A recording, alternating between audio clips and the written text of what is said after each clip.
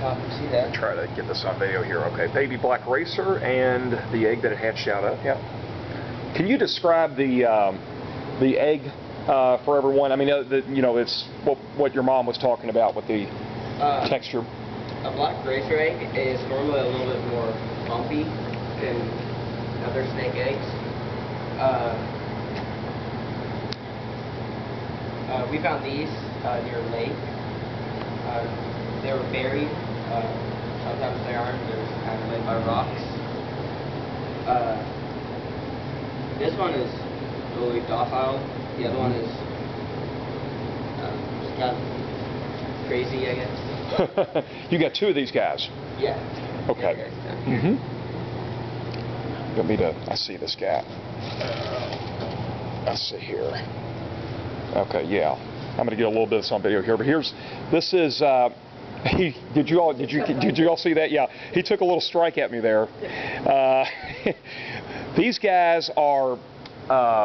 Let me describe the habits real quick of the racer. First of all, they're very fast, hence the name. A lot of times, if you don't see them before they see you, they're gone. And sometimes even when you do, a lot of times after years and years of trying to sneak up on these guys, I still find it very difficult. I have Ben and Sam over there. They will sometimes help me, which it's almost a two-man job.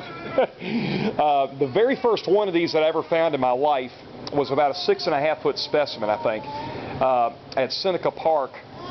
And it was on a cold day in October, and it was underneath. This is when I first started getting into snakes as a very young person, and we caught this snake without any problem because it was about 48 degrees that day, and so this snake was not really doing much in the way. When he warmed up at home, we suddenly realized what the personality was of these things, because they are, now he's acting pretty nice, but really big ones are, in my view, even if you can get them to tame down and not bite, they're very hard to handle just because they're so active. They can't seem to calm down. You all saw the garter snakes all pretty much calm down. These guys, they don't really want to calm down at all. And it's just their personality. It's just their disposition. They're not angry snakes. They're not out to get anybody. They're really quite scared of people. Sometimes the discussions will come up, do these snakes chase people? Well, unfortunately, snakes are not necessarily all that bright, and sometimes they move in the same direction as the predator. This really happens in the wild, and I think a lot of things are just misunderstood out in the wild. People see a snake, they think it's coming at them. If you're already afraid of it, it's like if I'm standing up, I'm terrified of heights, guys. So if I'm standing up high someplace, I feel like I'm falling even if I'm holding on to something. And a lot of times our fears can make us think that snakes are doing things, coming after you and that kind of thing. That are not actually aggression. They're trying to get away from you. So anyway, these little guys, as Jacob mentioned, are brand new. And as he mentioned, the eggs have they have kind of a bumpy texture to them. So if you ever find snake eggs out in the wild and they're real bumpy and granular, like they're sandpaperish, it's probably racer eggs. I'll show you some eggs in a moment that are not like that. But these guys will get to be about 6 feet in length.